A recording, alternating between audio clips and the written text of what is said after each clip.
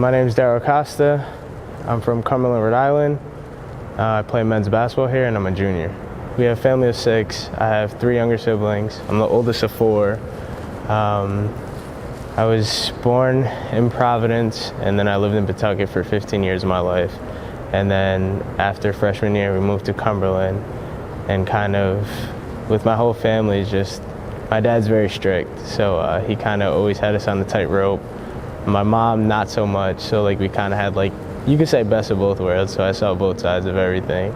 Rhode Island's a pretty small state. So, you know, everyone pretty much knows everyone, obviously. So it's just like, I think it's a lot like a family culture, you can say, especially like if you play sports. Like a lot of people know you're from around the state and like you know a lot of people. So like, you know, whenever you see anybody, it's like, oh, what's good? And, like it's always good over there. There's just like, obviously there's always some bad vibes around, but try to distance myself from that and just keep positive vibes all around me. So yeah, I like to think of myself as like a positive person. A lot of my friends will tell you I'm always smiley. I always try to keep things, you know, I try to look on the brighter side of things. So through that, I just kind of like to lead by example. I think that's the biggest thing, and like even starts back with my siblings. I think like being an example is the greatest teaching you can give someone. Not so much telling or trying to like force people to do things they don't like to. Just I think if you lead by example and you're a great example, people are gonna follow you and just gonna kind of take what you're doing and try to be that or that much better. Black Lives Matter. Well, see, the thing is now that, you know, this whole quarantine has happened, I think a lot of people have more time to think about it. And so to me, Black Lives Matter, a lot of people may say, oh, everybody's just worried about the black people. But I mean, honestly, it's been a big problem since the beginning. We just haven't had time to really sit down and think about it. And, you know, now it's come up to light. And to me, it just means that black lives should be treated just like everyone else.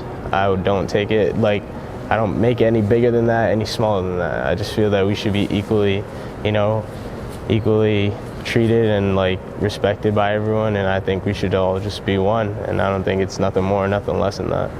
Well, everybody has their own story, everybody has their own truth.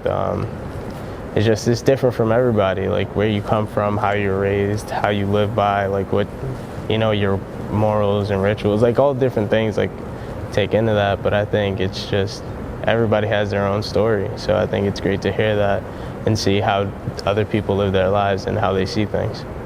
Yeah, being a black student athlete here, I think it's, especially at a time like this, it's a little different. I think a lot of people are watching our every move, and I think that's just always been a thing. But I think now more than ever, we just really have to be that example and like, you know, show that black people can be successful. Black people can be great at school. They can do well in school, and they can just be everything that, you know, a lot of people say only white people can do.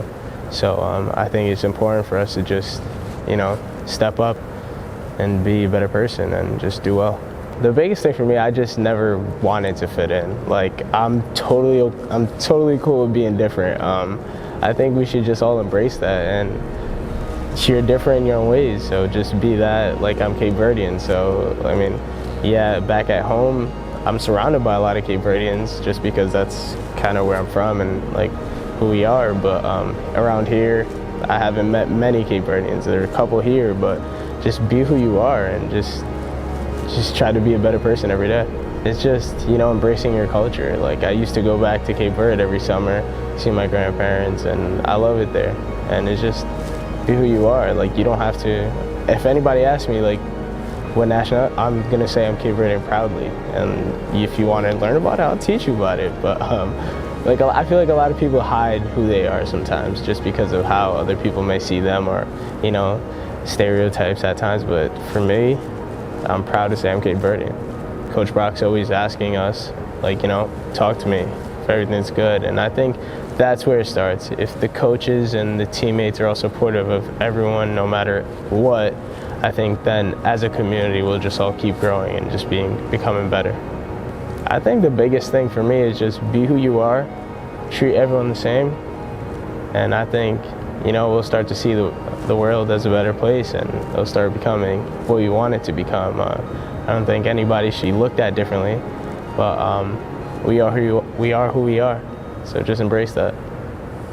My name is Daryl Costa. This is my story and my truth.